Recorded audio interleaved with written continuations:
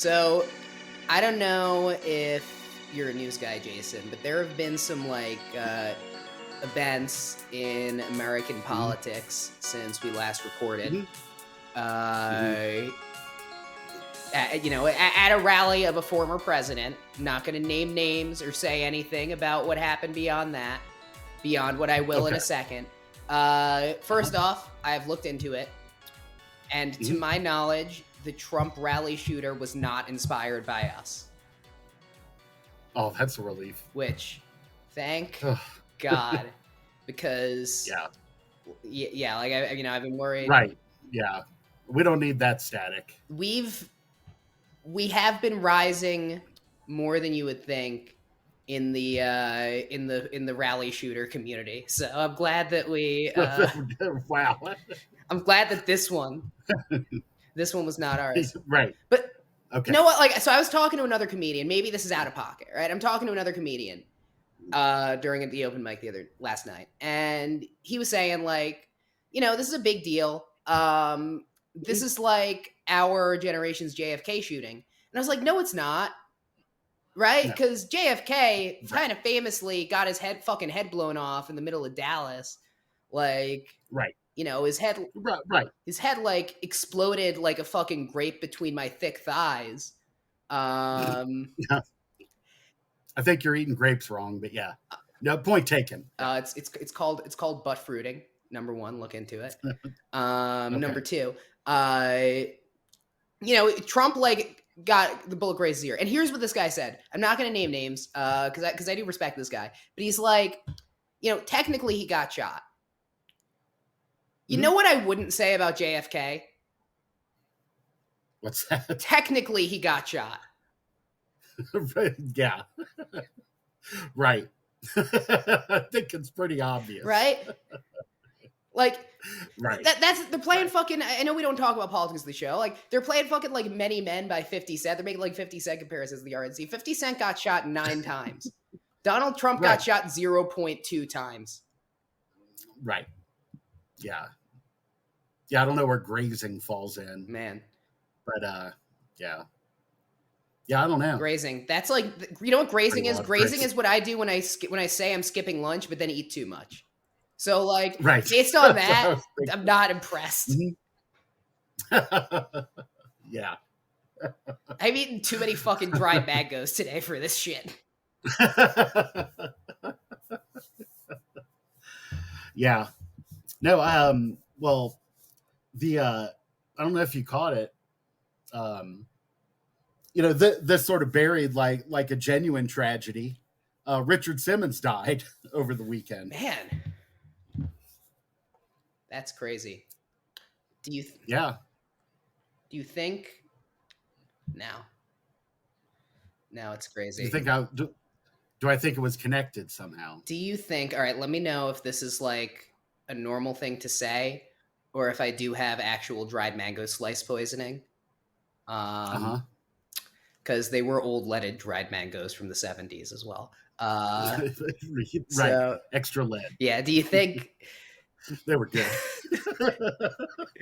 Do you think maybe the Trump assassin? They always have 3 names. I think it was Billy Bob Thornton, but I forget. I didn't know I could look it up. Do you think Billy Bob Thornton was sent to do this Trump assassination attempt to distract from a real unnamed 3-name assassin go in and assassinating Richard Simmons? That was the real target. Shit. You could be honest. Without Richard Simmons, there's no Peloton. No, exactly. And then what would my dad, regular listener to this podcast, do for exercise? Probably go to SoulCycle. During COVID, when Peloton was you could do their exercise videos for free. Man, those things kicked my ass. I would much rather do a Richard Simmons workout. My dad started doing Peloton before COVID. And the thing is, he liked SoulCycle, right? He claimed he liked SoulCycle. I'm sure he'll answer to this because he listens to the show. He claimed he liked SoulCycle, but as soon as he could pay $2,000 to not have to talk to those people. That's all I'm saying. Yeah. No, that totally tracks. Are we talking about attempted presidential Right. assassinations? Right. And the untimely passing of fitness gurus. Richard Simmons, R.I.P. Yeah. Yep. Man,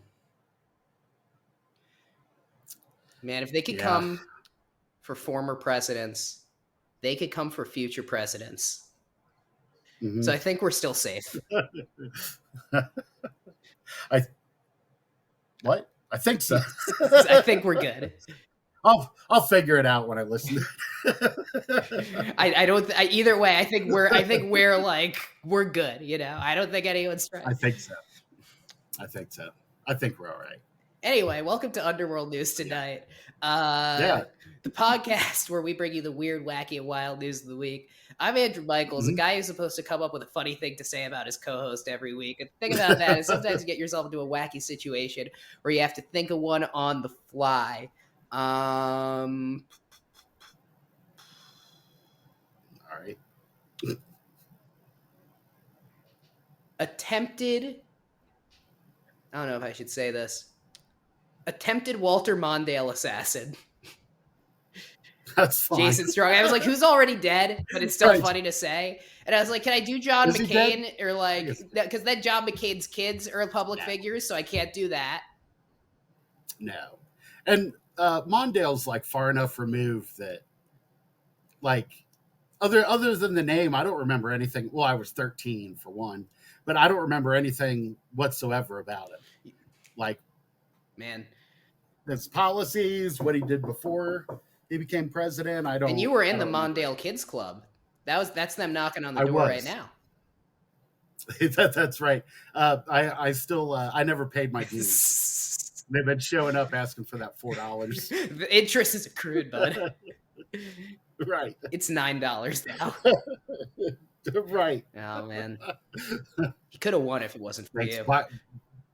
Bidenflation. Yeah, that's not the first time I've heard that. I feel like, we don't talk about politics on this show, though. We talk about strange events. We talk about wacky crimes that might be happening around the world. That's one thing we could talk about. Talk about cryptids. Talk about the paranormal. Cryptids. Ghosts. Yeah. Mm-hmm. Jason, can you help me come up with a segue? I feel like I've kind of walked myself into an uncomfortable corner because I talked about a topic we usually don't. Then I got scared. I did 6 minutes of assassination attempt material last night. It did pretty well, but I didn't record it. I thought about recording some of the jokes in my house because sometimes I'll do that to practice a joke. But it's very different to record jokes about a presidential assassination attempt alone in your house. Do you need to get that knock at the door? It sounds important. Give me one second. Yeah. There's a lot of like marketers that come around. I swear to God, if it's a marketer.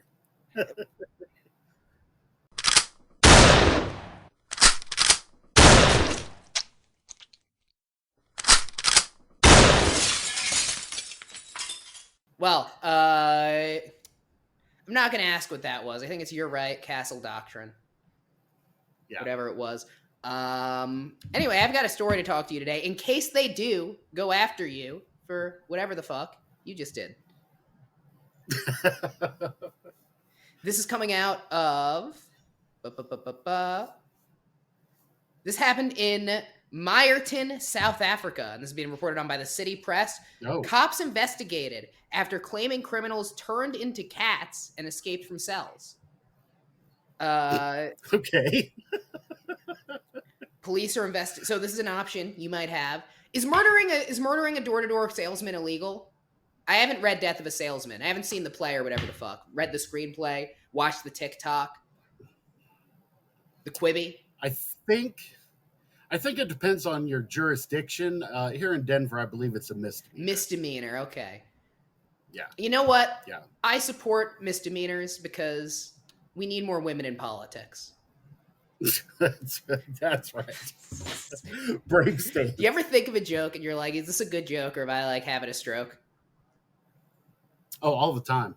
No, and I'm thinking misdemeanor, first of all, great roller derby name, right? Yeah.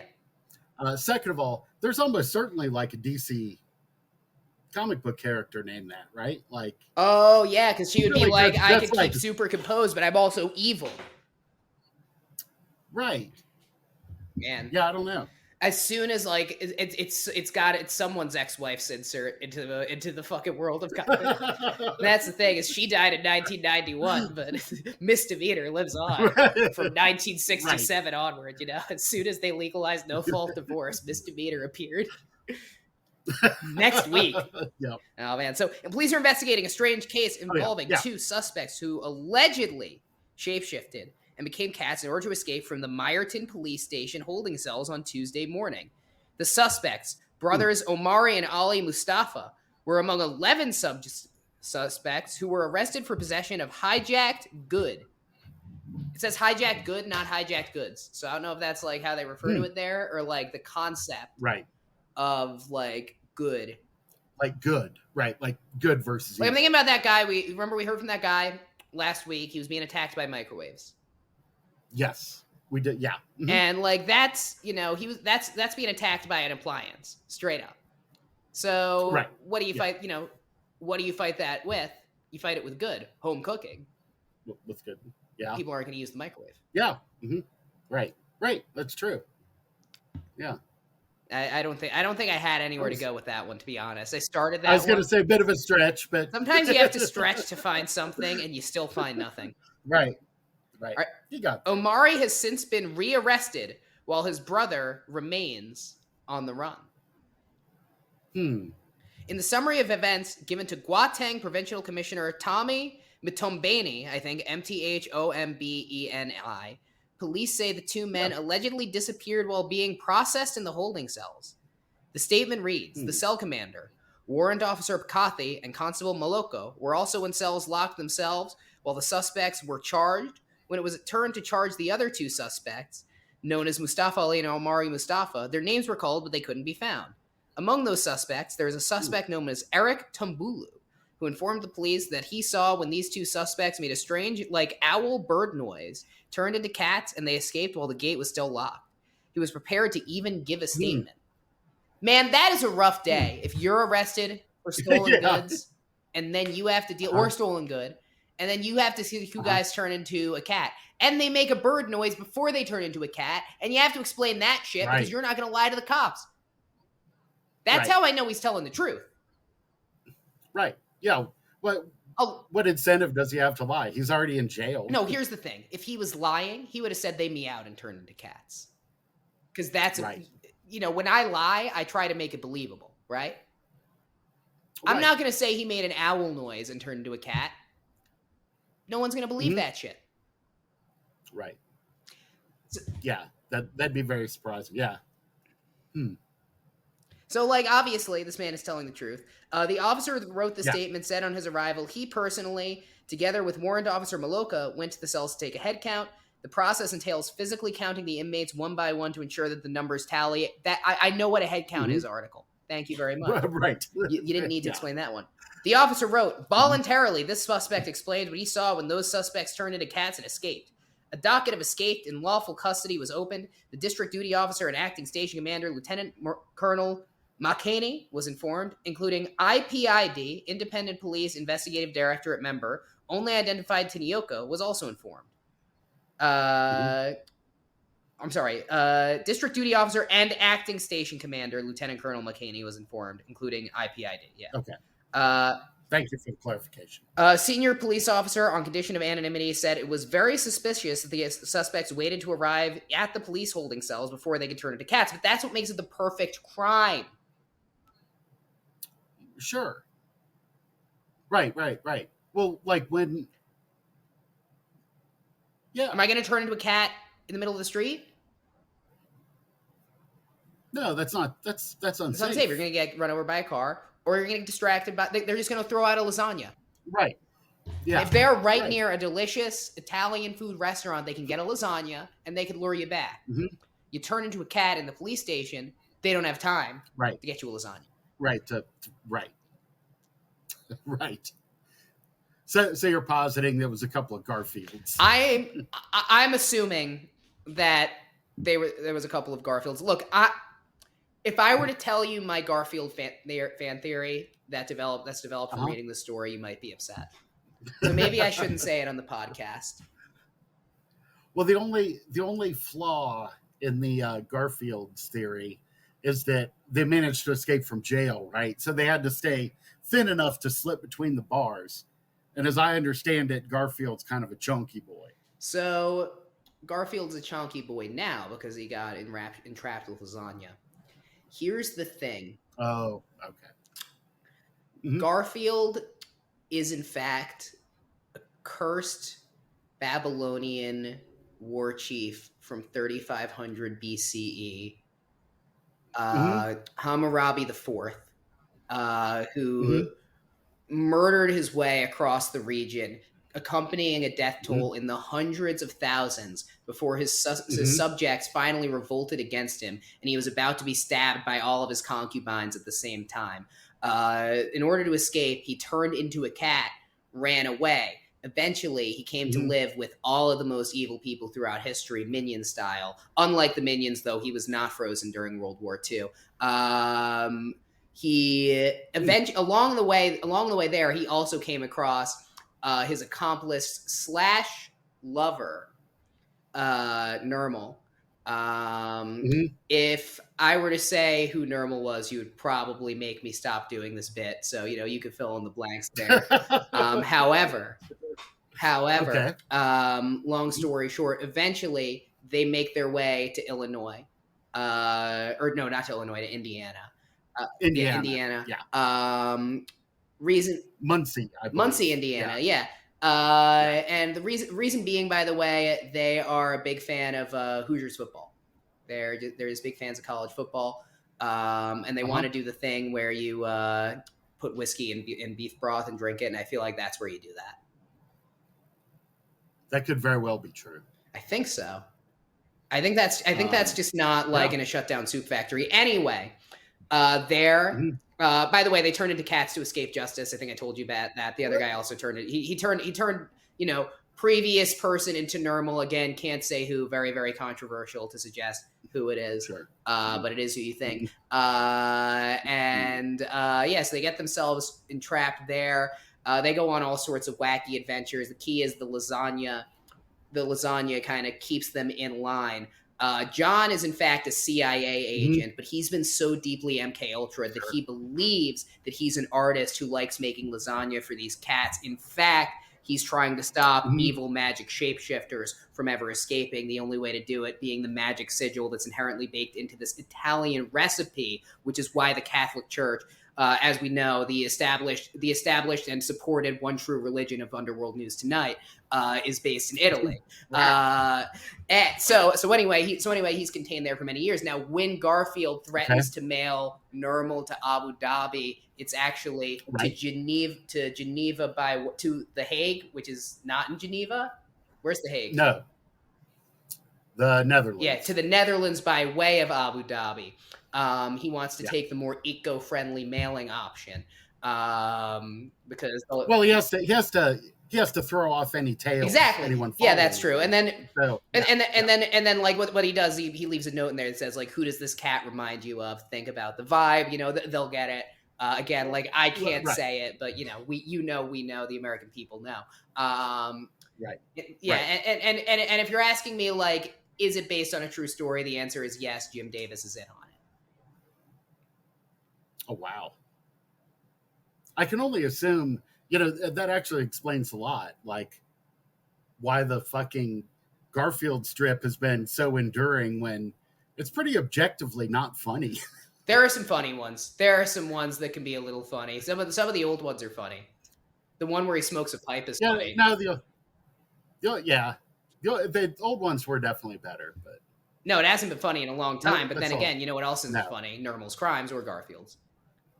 Garfield's happened a long time ago. Yeah.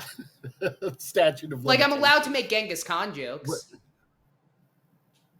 I suppose that's true. Where does Odie fit into all this? Odie? Just a fucking dog. Yeah, the dog. Oh, okay.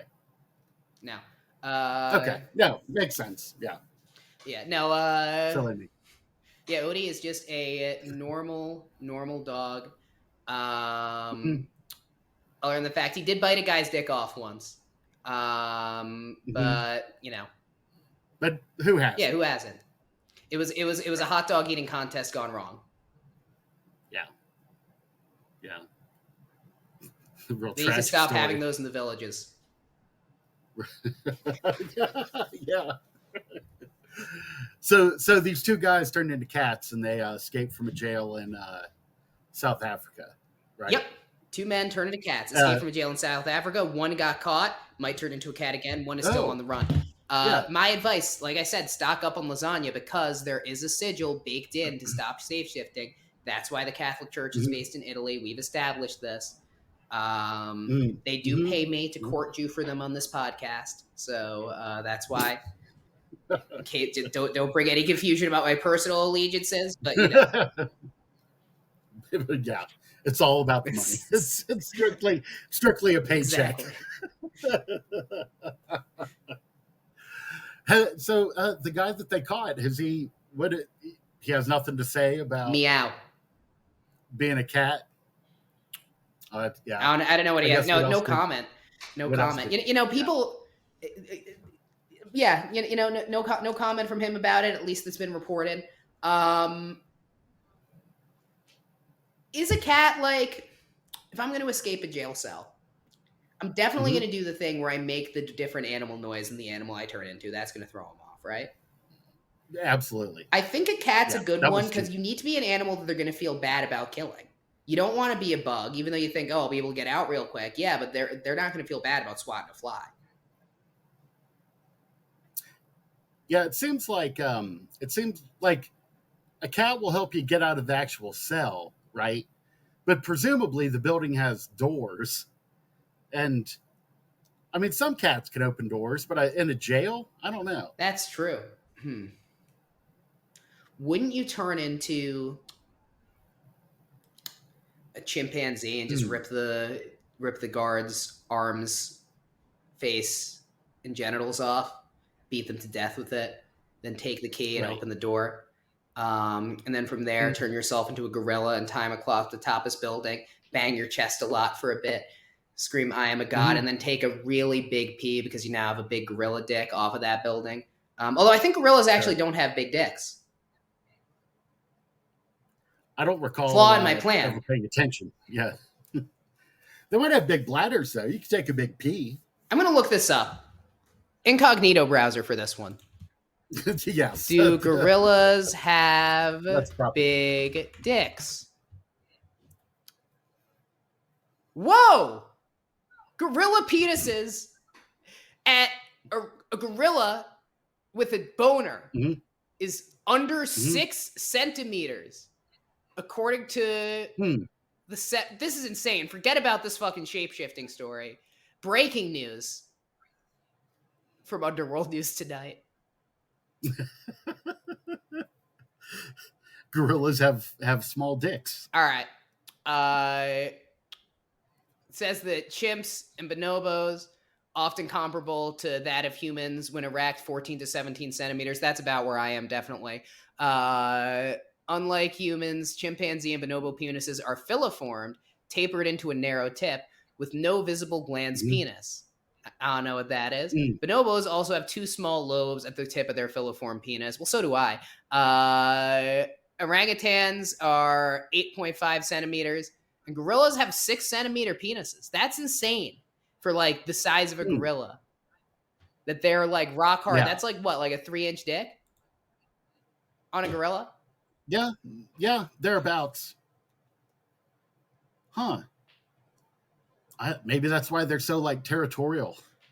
Gorillas are actually like, I would much rather be trapped with I've said this in the show that I'd rather be trapped with a gorilla than a chimp. Yeah, I think like, right. But orangutans have small dicks, and orangutans are chill about it. By the way, you know, there are women who like all sizes of penis. For any of our listeners who, you know, are worried about their dick size, you know, it's all about finding a mutual agreement. I don't know why I said it like that. So if you're a gorilla listening to this show, came across as sarcastic. If you're a gorilla, you're a gorilla with a big dick, that's what I'm worried about. Because do you think so? Do lady gorillas have small pussies? I don't know. It seems like another incognito. All right, I have to open it incognito. Do gorillas have small? I should definitely type vaginas and not pussies, right? Because I'm gonna get a very different result if I Probably. Yeah. Yeah. Vaginas. The vagina of a female gorilla is approximately 10 centimeters long.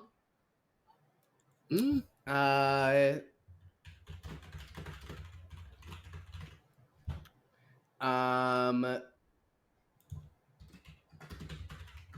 Length is not. Hmm. I feel like I'm more interested in depth, right? That's what we'd be looking for. Yeah, presumably. Gorilla vagina depth. That's not the title of the episode. I can only get length. Okay. Without going into too much detail, and that could take years. Mm-hmm. So we don't need to do that today. But we're just gonna have to. Yeah. So it could be that gorillas have. This is fascinating. Small dicks, but really big pussies. Possibly. But I don't know because they're going with length. I have no information about depth. And again, I don't care about length. Right. I'm not even saying that length is particularly big. I have nothing. We have no information about depth. I have no way. We have no information. Yeah, I've never measured the length of any vagina that I've seen. So I have no idea. I've never looked into the statistics, but we don't know about the depth of a gorilla's vagina. Right. Nature is fascinating, isn't it? Yeah, it is. Yeah. Yeah. No, and it kind of explains why gorillas have been endangered. It would. They got the little dicks and the big pussies. Little dick, big pussy. It's just not. Yeah. Right. I think we need to make. All right. I was thinking that's a great title for a children's book. I don't think it is, Jason. I don't think. I don't know. I don't know about that one, Jason. Oh, it's two cats. It's the two cats that escaped from the jail. Little dick and big pussy. Well, big pussy got caught. Right. It's just little dick out there. Right. Little dick's out there all alone. Yeah, and he's scared. Like, all right. My thing is like, so here's what we need to do, I think, is what I was about to say. If it's true, and I mean, not if it's true, it is true, obviously, that the reason why gorillas are going endangered has nothing to do with human behavior or climate change or anything like that. Gorillas have little dicks established, and gorillas have extremely deep pussies. Like, like, gorillas are bigger on the inside than the outside, just shockingly deep pussies. I think that you and I need to invent and pitch to the wildlife research community gorilla ExtenZe. Okay. Sure. Like banana flavored. Yeah, banana flavored, natural male enhancement for gorillas. Right. Lengthen it up. Eventually, we'll find, where we need to go. Can we, like, how much effort do you feel like it would take us before Squonkapalooza on August 10th, Johnstown, Pennsylvania, to kind of soft/brutally hard pivot from a cryptid comedy, weird news, tongue-in-cheek podcast or whatever the fuck this is to a serious biotechnology research fund interested in the development of natural male enhancement for gorillas and possibly other primates, specifically to solve the little dick, big pussy problem that's plagued the wildlife community now for decades, if not centuries, and really been kind of a developing thing. The reason why, by the way, gorillas have big dicks is that that's a sign. Have little dicks is that that's a sign of an intellectual. And the reason why lady gorillas have deep pussies is it makes climbing trees easier. That's yep.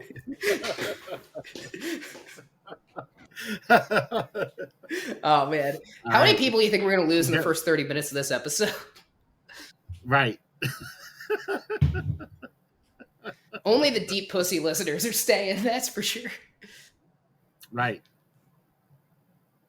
Well, I think that once this hits like YouTube and the podcatchers, I think we're gonna more than make up for the deep pussy content. That's true. That's true.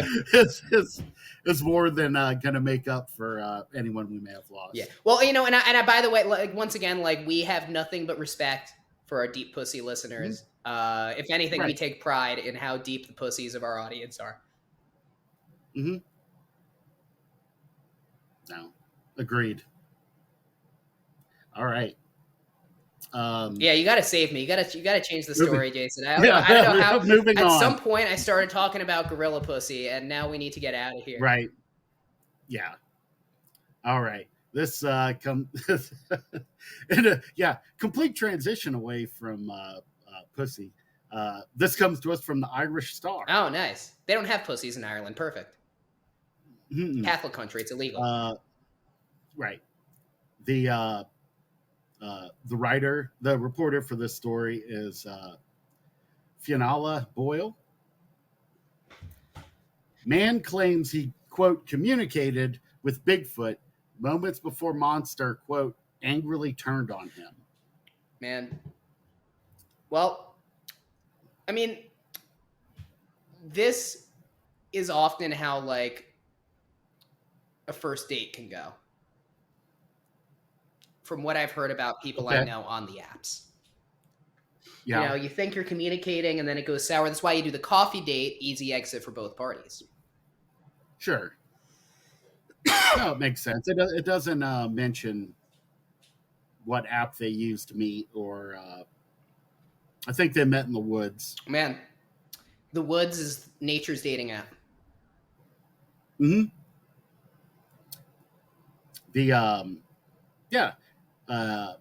A Northern Missouri man shared on the Bigfoot Society podcast a recording where he not only spotted a Bigfoot near his home, but also had a chat with the beast. I said, this quote, this is him.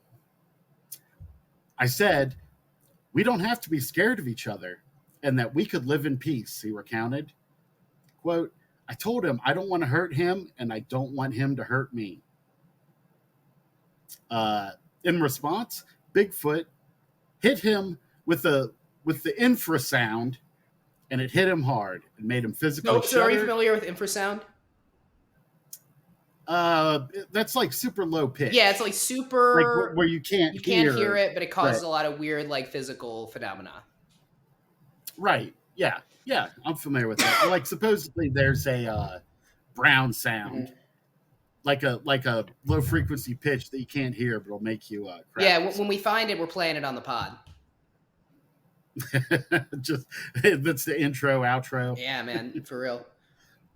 Want to really test the loyalty. I think we just want to get people listening first thing in the morning. Uh-huh. Yeah, it's kind of a public service. Yeah, exactly. Actually. Yeah, put it on because we upload. Mm-hmm. You know, we upload. You say you listen to this when you wake up on Monday. Headphones in. Blast it. Mm-hmm. Yeah. Not great for your commute though. Yeah. Hit him with the ultrasound, made him physically shudder.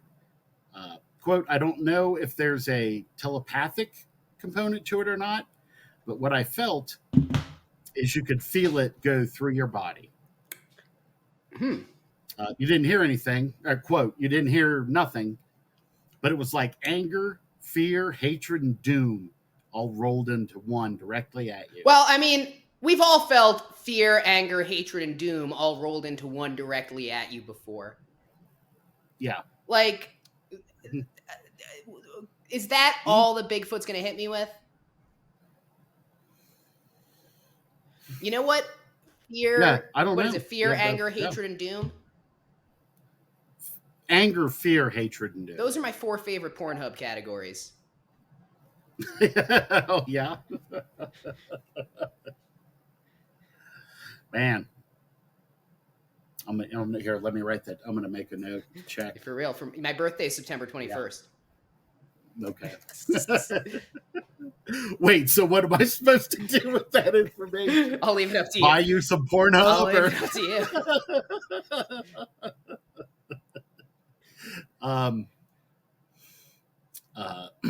Yeah, his back to the article. His remarks are quite fascinating, suggesting not only the creature's existence, but also its alleged knack for nonverbal natter via infrasound, a sound pitch lower than what our ears can pick Yeah, up. because other Bigfoot attacks we've heard of, it's usually Bigfoot throwing shit at people. All of these have the Right. thing in common of being non-lethal attacks and seeming more like warning Yes. attacks. But this Yes. feels either more aggressive or arguably less aggressive in the sense that, like, by it being a purely emotional distress signal, obviously throwing a rock could actually kill somebody. This potentially Right. there's a level of control. Yeah. Right. But it could also be that that's just how they communicate. And to a human physiology and psychology, to us it comes across as like aggressive, but maybe that's not what his intent was. You know what I mean? Maybe that's how Bigfoots communicate with each other, and he could be saying, "Hey, dude, what's up?" But in So Bigfoot speak, you think the thing to do is if you see a Bigfoot, just go up to him and be like, "Hey, fuck you, motherfucker! I'll beat your fucking ass," right? And shit like that, and then that's actually going to be what it likes. right? It's like their culture. All right, Yeah. that makes a lot of sense. I mean, honestly, what I would do is like you don't walk up to a scared animal and just like talk to it because they don't speak English. You Right. give it like food and shit like that. Right. Or do things to like make yourself not a threat. Yeah. Yeah. I know that like you don't No. want to give Bigfoot random food because you don't know what Bigfoot can eat, but presumably Bigfoot is pretty closely related to us. So you could give Bigfoot a lot of things, and the biggest risk would probably be intestinal distress. Right, like diarrhea. Yeah, I feel like dairy could have that. Which maybe you don't want. Yeah, I would stick, maybe stick to fruit and meat and stuff like that. But Yeah. Yeah. I would say a interesting spin on Bigfoot. It's a new take. We haven't heard this before. But the article doesn't go into any detail as to like the circumstances where they encountered each other. Well, he said it was outside of the guy's house. Like, yeah. I mean, we'd have to listen to the podcast, but I'd rather kill myself than listen to another podcast. And I would do it on this one for content. Well, but he just the article just jumps in with them sort of having this conversation. Yeah. Like you said, is your impulse if you see a Bigfoot to like, hey, dude, what's up? No, like if I wanted to communicate with a Bigfoot, I would bring it some food gradually. Right. And then it would come back the next day, and gradually more and more. I bring it a little more food, have it get a little closer. I would see how it feels, avoid eye contact because we know gorillas don't like eye contact because it, disturbs something within their deep pussies. Stuff like that. Eventually, then after a couple of weeks, I'll say we don't need to, have problems, stuff like that. We'll start communicating via infrasound, and then I'll ask, how deep that pussy though? Yeah. Yeah, sort of the natural progression of yeah, it's how we started the pod. The conversation. Yeah. Yeah. Andrew was impressed with my 3-centimeter penis. Yeah. Mine's only a 2.8.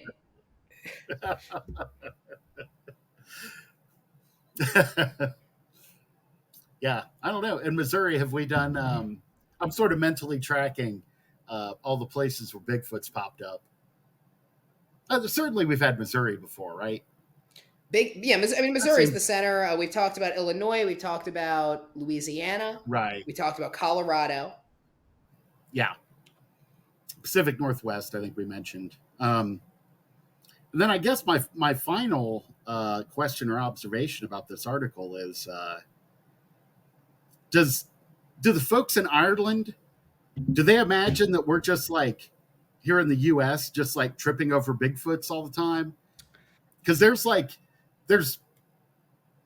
going on. Bigfoot article. Last week was a Bigfoot article, I think, from the Irish Star. They're finding them too. They're doing like 3 more. They're taking our jobs.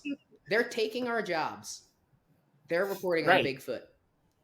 It should be us reporting on Bigfoot. We are not raising homegrown Bigfoot reporters. We're only raising Bigfoots, and they have to raise the Bigfoot reporters.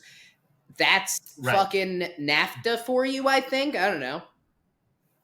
Well, that's North American free trade agreement, and Ireland is, in fact, in Europe. Well, But no, North American Free Trade Agreement, NIFTA.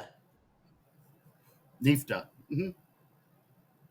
That's what they used to call it. Yeah, or NAFT, Now, NAFTA with Ireland and DJ Jazzy Jeff. that would be great. What a show that would be. Yeah. No, I just, for the benefit of any listeners of ours that happen to be in Ireland, most of us Americans live our whole lives and don't encounter a Bigfoot. Yeah, I mean, every day I take my AR-15 to school, and I do not see a Bigfoot on the way there. I don't see a Bigfoot on the way back. So, I don't see a Bigfoot when I stop for my 3 apple pie dinner. Yeah. Very, very rarely do we see Bigfoots. Yes. For real. If there were that many Bigfoots, we would have made a hamburger of it by now. That's what our European listeners need to know. Yeah. Yes. We would definitely know not only how big that pussy dough, we would know exactly what Bigfoot tastes like. Absolutely. Not in that way, though. In the hamburger way.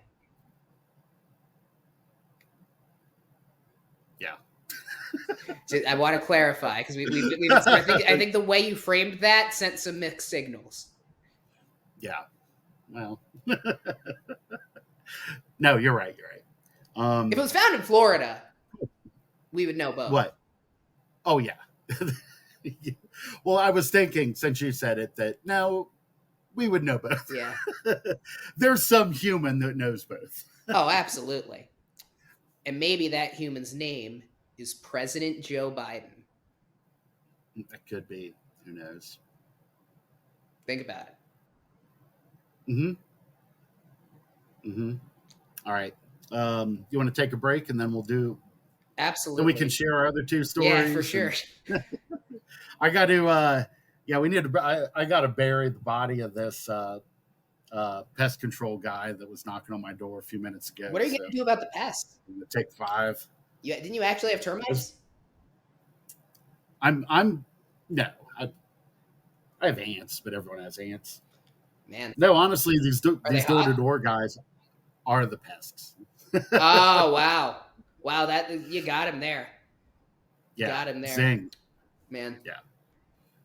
All right, well, we will be right back on that note. All right, and we are back. We've actually got a story about somebody that we've talked about before in the UFO world, Daniel Sheehan. Daniel Sheehan is a lawyer. He is a whistleblowing advocate in the UAP world. So he was the chief counsel of the National Office of Social Ministry of the Society of Jesus, which is the Jesuit order, from 1975 to 1985. And he's a big UFO advocate. He's made claims like in relation to the Vatican's UFO archives. And he's been very active. He's spoken a lot on the topic. He's made claims in relation to disclosure, and specifically how the Disclosure Act that we got watered down legislation in the original Schumer amendment as it related to reverse engineered UFO technology. So in the Schumer amendment that we were supposed to get, there was specifically legislation saying that any reverse engineered technology based on alien tech would be in the public domain. In the disclosure legislation that we ended up getting, that was explicitly removed. Sheehan kind of outright was somebody who made the claim. I'm going from memory, so some of this might not be accurate. And by all means, please get real information somewhere else. Yeah, but I mean, it sounds right. Yeah, but Sheehan was very active in claiming that it's likely that aerospace and defense contractors have already reverse engineered technology that we have partially or fully from alien technology, both that's being used or being researched by militaries or being researched by private industries, or even that's in public usage that we might not know has some of those roots, which we wouldn't know until we got full disclosure. He's also very critical of the notion of sort of catastrophic disclosure versus controlled disclosure. It's something that he's talked about a lot. I think that him being somebody with a level of knowledge as it connects to the Vatican, I think kind of inherently makes a compelling case, right? Because the fact that it is likely, because the Vatican, there are a lot of conspiracy theories as it relates to the Vatican, but it would make sense that any government would have UFO archives, and that would include, the Vatican. Right. Yeah. So, him being in a legal position there and being a very vocal Catholic who also supports UFO disclosure is sort of very counter to the notion of catastrophic disclosure, which is sort of reliant on the claim that any UFO information would be contradictory to religious claims to a degree that would cause social unrest. That's something that we've talked about on the show and kind of said that I think the ideological malleability of religion is just sort of, contrary to.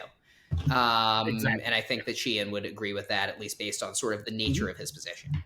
Sure. But anyway, all of which is to say, we need to get to the actual story. This is from KXAN, local NBC affiliate. New Paradigm Institute coordinating enhanced UAP whistleblower protections, asks public to support coming legislation. So the New Paradigm Institute, which is an advocacy group, today launched a nationwide call to action campaign asking all Americans to support future legislation from U.S. Representative Tim Burchett, who's a Republican from Tennessee, which would provide enhanced protections for unidentified anomalous phenomena whistleblowers.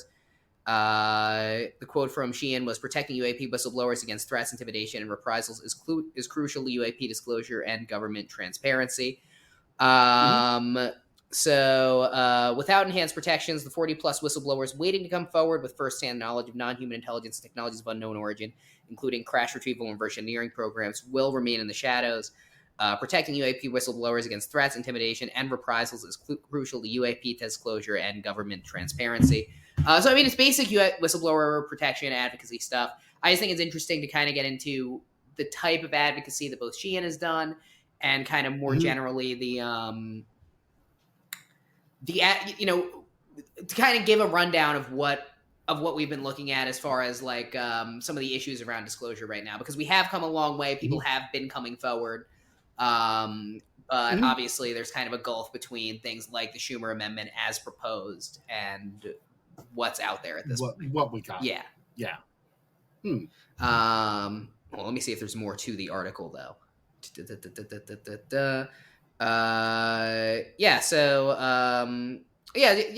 People can take action on it if they want. But I think sort of the main thing is like what. I'm trying to think of a way to put this. I think it was. I was more interested in talking about Daniel Sheehan himself. Okay. Because I think he's an interesting figure. I think that he definitely. I think he has a level of credibility in the sense of like being an active lawyer who's like not disbarred and like seems to be advocating for reasonable stuff. But he's definitely somebody who also like I don't know. I don't quite know what to make of him as far as like as far as public face, as far as like how credible I necessarily would want to say he is. So I don't want to come out here and be like he's totally credible, like whatever. However, based on what I've seen from him, he does seem to have a genuine interest in this. He seems to have a legal background that would organically bring him into contact with that. And the fact that most of what he advocates for is transparency and it's not him making specific outright claims, I think speaks well to that fact. So I think it's at least worth following what he's doing. I think the other thing about this issue is it does seem to be somewhat of like a bipartisan issue in some ways. So, both as far as the politicians that are good about it and the politicians that are shitty about it. So obviously, Tim Burchett being a Republican from Tennessee definitely has some like real dog shit views. But obviously, them advocating for one piece of legislation sponsored by this congressperson, like it's not us advocating for that congressperson. I always feel weird whenever like real politics get involved in the like disclosure stories. I mean, the same thing like applies to Chuck Schumer. It's just like I feel less of a need to condition that. Right. No, I agree. I think it's pretty obvious. I'm quite a skeptic about a lot of these claims, but a guy that was like a high level Vatican official for a long time. He's a lawyer. He was also a lawyer on the Pentagon Papers case in 1971. Right. He represented. I'm trying to find some other notable cases. He lists a bunch on his LinkedIn. He sued. He was in Avirgan v. Hull, which was an Iran-Contra affair case. I don't know enough about that to say. He was on the 3 Mile Island case. He was on the Watergate case, U.S. versus McCord.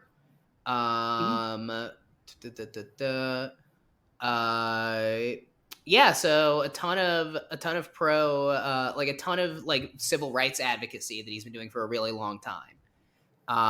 He was like, this is a serious lawyer. And he's not somebody, he also currently serves as president and general counsel of the People's Lakota Law Project and has for the last 31 years, which is both advocating for the Lakota Nation and also stopping climate change, specifically involved in the Keystone XL pipeline and stuff like that. And he's president and general counsel of the Romero Institute as well. Let me find out what that is. This is a research-heavy segment. Right. I should have done more of it beforehand. Yeah, also in environmental justice stuff. So he does a lot of environmental justice law. He does sort of public interest law connected to the Jesuit world. He's also co-founder and general counsel of something called the Christic Institute, which he founded with his wife and their partner, William J. Davis, who's also a Jesuit priest. They represented the 3 Mile Island victims. They also prosecuted the KKK of the Greensboro Massacre. Like Daniel Sheehan, like by all accounts, is like a like I take back even any conditioning that I've just done because like by all accounts, like Daniel Sheehan's like a pretty fucking great lawyer, right? And like he's a very serious advocacy and civil rights guy for decades and decades and decades who's still doing that work, who also does a lot of great UFO advocacy. Right. It seems like he's pretty consistently been on the right side of history. Yeah, he's like probably too smart for us to waste his time on the show. Right. Well, we already sent him the invitation. Yeah. So I wanted to get him on the Fogel episode. We'll say. Right. We'll have the debate. The debate is, oh my God, not the debate.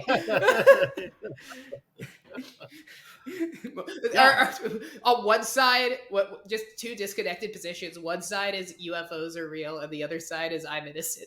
And it's just we just go back and forth. just arguing past each other.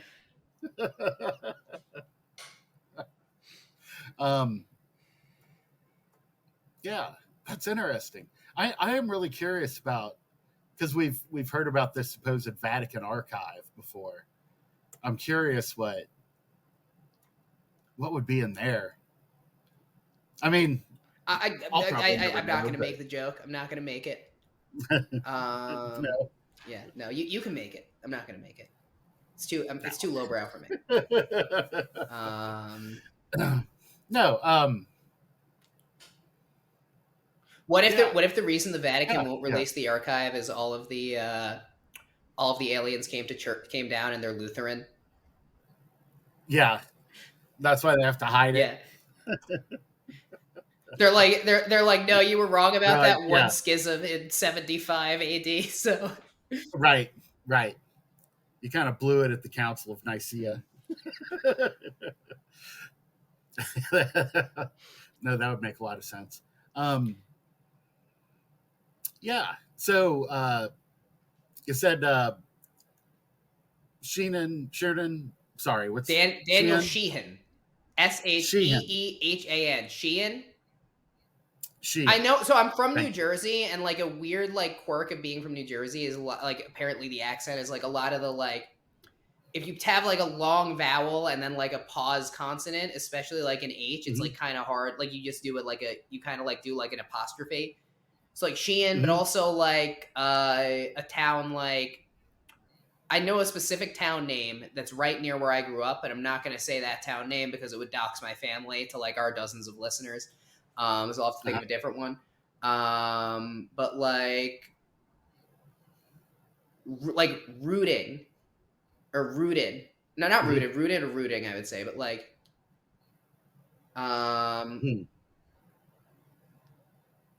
Fig Newton. I wouldn't say a Fig Newton. I'd say a Fig Newton, right? Yeah. Yeah. And it's like apparently a specific thing of like kind of like more Yeah. Eastern accents do that. But if you get more into Yeah. Middle America, people would say like a Fig Newton. Yeah. Like, No, no. Fig Newton. I honestly, no, I don't think it had anything to do with you. I think I just didn't catch it the first time. So, yeah. But yeah, so he's advocating for a transparency bill that's going to be up for a vote, or has been. They're not in session, right? Congress. I know the Supreme Court's in session. Let me see. So no, I guess they are. No, yeah, never mind. They're in session right now. We should we should get them to listen to the show. Who says they aren't? Like in the chamber. Yeah, that's true. They have the earbuds in, probably. They pretend it's their hearing aid or whatever the fuck. Right. That's why I like that we have so many old Congress people and like an old president, is we could hack their hearing aids to play the show. Oh, let me see. So it's future legislation from Tim Burchett. So it hasn't come to a vote yet, at least as of time of the writing of that article, and based on the way it's phrased as of time of recording. But like, I mean, generally, I think any level of transparency is good. Yeah. I think at this point, like, I think that putting as much sunlight on this as possible would be useful. And I think that somebody like Daniel Sheehan, who I would say has, from my point of view, seems to have a lot of credibility. Maybe there are things about him that I don't know. I'm sure that, I'm sure somebody is going to tell me some shit and I'm going to have to issue an apology, maybe. Right. Based on everything I can see, which granted is looking at the LinkedIn that he made. Right. He seems pretty on the up and up. Yeah. Yeah. No, that's interesting. Wow. Huh. No. I wonder if there's like a story to close on that's less research heavy and dense. I'm not going to require me to edit weird pauses out. Let me pull up my edit notes while you pull up your story. All right. Our last story comes to us from Ars Technica. All right. Written by Ashley Bellinger. Oh, man. Hello, Ashley. Yeah. Thanks for listening. Thanks for writing a story. Right. And I had actually seen this story pop up a few places, but all right. Going with Ars Technica. Dirty diaper resold on Amazon, roaring to family business, report says. Oh, man. So, I think here's the thing that I'm going to say, because maybe we could do something about this. You know how we're number 12 in Algeria? Yeah. Mm-hmm. We're also number 23. I haven't advertised this as much. We are number 23 in the adult diaper fetishist community. Yeah. So maybe we can help this business out. Yeah. I guess they would probably like it sold dirt. I guess it depends. I have no idea. If you're an adult diaper fetishist, we don't have Spotify questions anymore, so you can just leave a comment wherever you're listening. If you're an adult diaper fetishist, do you like it for pooping in the diaper, or are you about the crinkle? Let us know. Yeah. Unless you're my dad, I don't need to know that about you. Hell, you don't even have to answer it on any of our social media. Just go ahead and just put it at random wherever you are when you. That's true. When you hear this question. You can scream it out of your car window. Right. Post it to Wendy's Facebook page. Because here's the thing, if you like the crinkle, you probably don't want it pooped in. Yeah. But if you like the poop, does it matter if it's your poop or someone else's poop? I guess is someone else's poop better?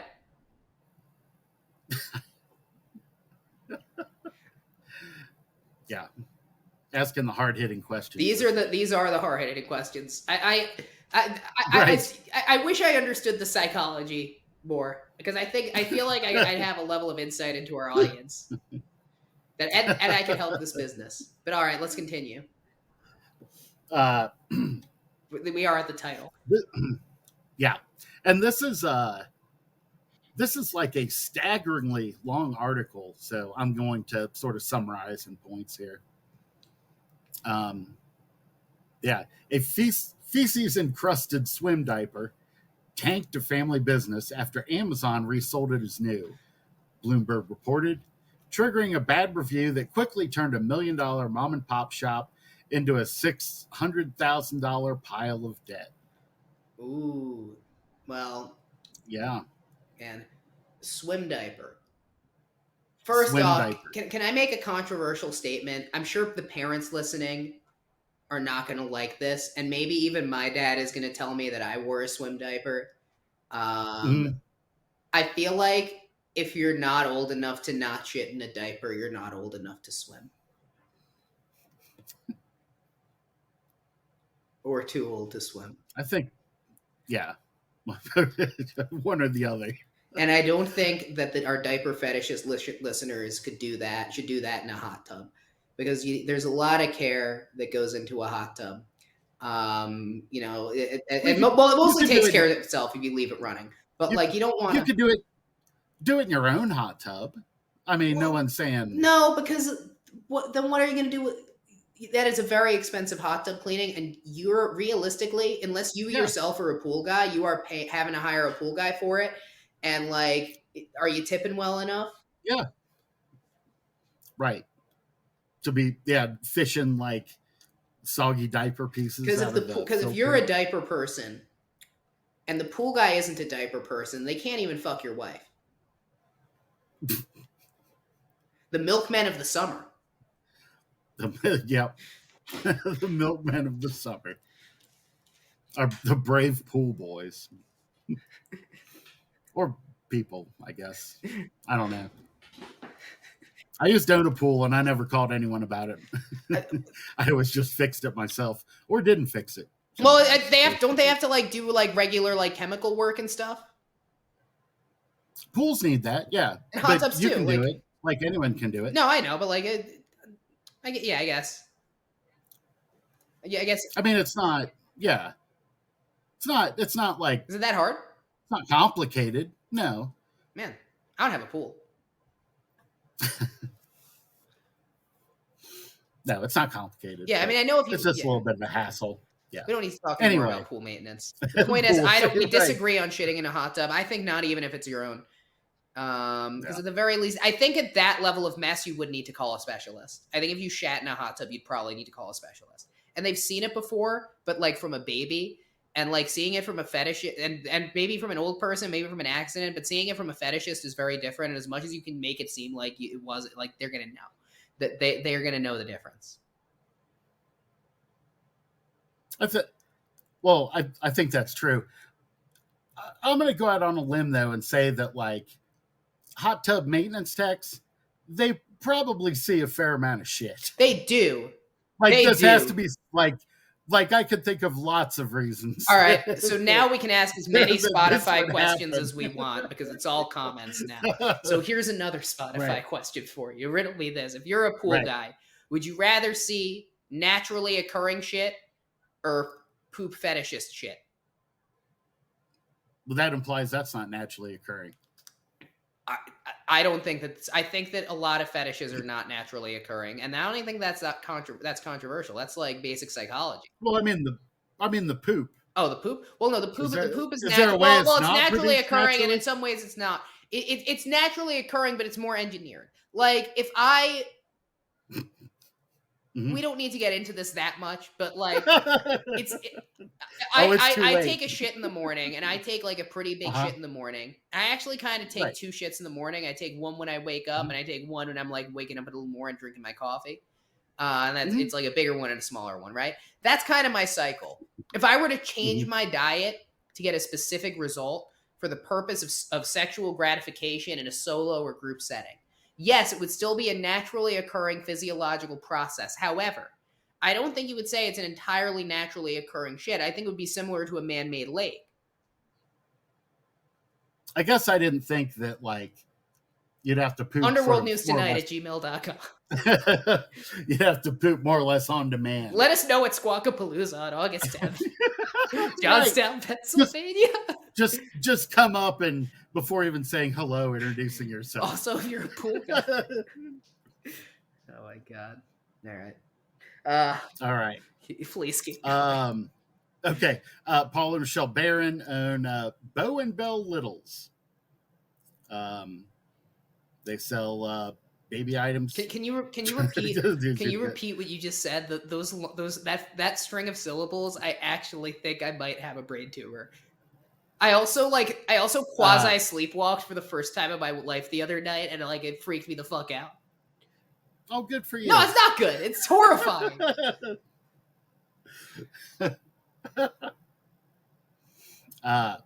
Paul and Rochelle Barron, owners of Bow and Bell Littles, told Bloomberg that Paul Amazon and Rochelle is Barron, owners of Bow and Bell Littles. Of Bow and Bell Littles. Okay. Yes. Okay. Bow and Bell Littles is the family business in question.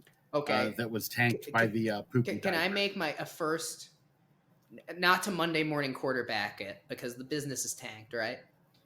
Yeah. That this is a business that sells like baby clothes, including diapers, presumably. Because I feel like Littles, it's not for the adult diaper fetishist communities, because they sell those are companies with names like Come and Shit Diaper Company and stuff like that.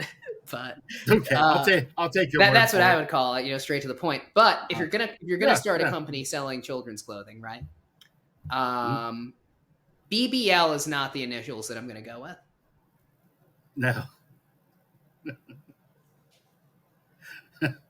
Again, I want to get that out now, because I don't think we need to revisit the topic on the Fogle Sheehan debate episode. But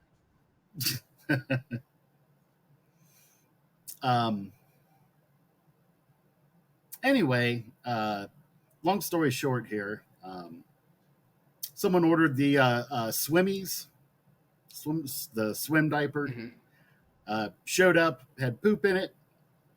Okay. As you may expect, the person who received the poop diaper was moved to leave a perhaps negative review. That let's see, there was some technical. It became like a favorite, or no, people rated the review as helpful. I mean, yeah, it would be helpful to know that, but it's not the company's fault. It's the nature of how Amazon works. Is sort of the core of the story, right? It's that's exactly right. Yeah. And that's when you go into the that's I think why this article is so long, because it's sort of describing like Amazon's process, and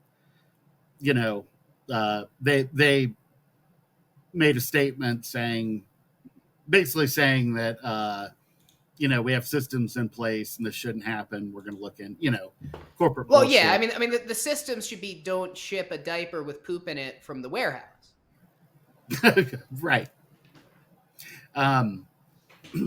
Yeah, so it's a very wordy explanation of the process, what Amazon says, what they're going to do. We're gonna reduce pooped in diapers shipped out of our warehouses by 30% by 2041. Exactly. And as we're sort of, I think we're sort of beating around the bush, but we know why this happens, right? Because it sucks to be an Amazon employee. It sucks to be an Amazon employee. Like people are assholes and return whatever. Well, and you have a very demanding, minute by minute schedule. You need to have, so many pieces loaded, so many pieces processed. This probably isn't a disgruntled employee. This is probably somebody who literally, you are going so fast, you will not even notice what just happened. That's exactly it. I mean, anybody who's worked any high volume job can relate to that, but I think Amazon, it is so relentless that, it really is. It is a dystopian company. So straight up, I get it, and I feel awful that so many small businesses are relying on it for reasons like this. So honestly, like, what I will say is this: it's not realistic or actionable advice to tell Mhm. most people not to use Amazon. Right. Right. People who will use Amazon will use it. People who won't use Amazon will not use it. Most of us will probably try to use it a bit less, but we'll use it. We'll still use it to a degree, Still use it. you Uh, know, whatever yeah. degree we do, right? But I think Mhm. that what I will say is if you get something with an obvious defect like that, go through customer service before leaving a public facing review. Right? And like Yeah. because it is Amazon at fault. It's not the company at fault. And Right. you Right. know, Well, right. And Amazon, to be clear, like a lot of who you order from at Amazon are independent businesses who are just going through Amazon right. because they're the biggest game in town. And there's some evidence that they sort of punish businesses who don't go with them. But Oh, no, yeah, so they definitely do. yeah, so when you get when you order from Amazon and something's fucked up or whatever, I think the tendency is to think, well, this is an enormous impersonal company, which it is, but it's coming from like a smaller, Right. like what your order impacts, your order in your Yeah. comments If impacts Amazon, like a small, yeah, yeah, Amazon if Amazon was making every single product and it was just Amazon to Amazon to Amazon, they wouldn't be a huge company. And right, you wouldn't leave a review on a poop thing. You would assume that it's like, you would be like, I'm never shopping on Amazon again, right? But there's this right, weird relationship to it where Amazon can fuck over these smaller companies that are reliant on because of this totally right, unequal relationship. And I think yeah, this speaks to it. I mean, like I say, I just think it's very rare that this is actually the small company's fault. right. Um, but Now, all these small yeah, companies, like so much of their revenue is dependent on Amazon too. So right, yeah, it's yeah, completely like parasitic, fucked up relationship. What I want to know though, who is the nasty motherfucker sending a shitty diaper back to Amazon? that's what I'm Like, thinking. what is that thought process? I have no Like, idea.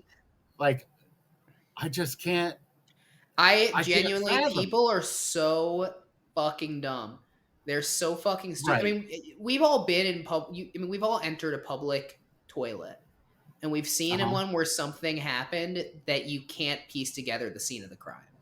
Right? right, Like that you can't piece together because even an accident, even somebody not making it, like you run through the right, scenarios. There are some right. that you can piece together what happened and feel horrible for the person. Like if there's a trail, you're like, oh, this person didn't make it, like, or like whatever. But there are Sure. some where it's like, when it's all over the wall, when you get like people do not Right. know It how to is act around. deliberate. And I think the thing Yeah. about it is that people don't know how to act around shit.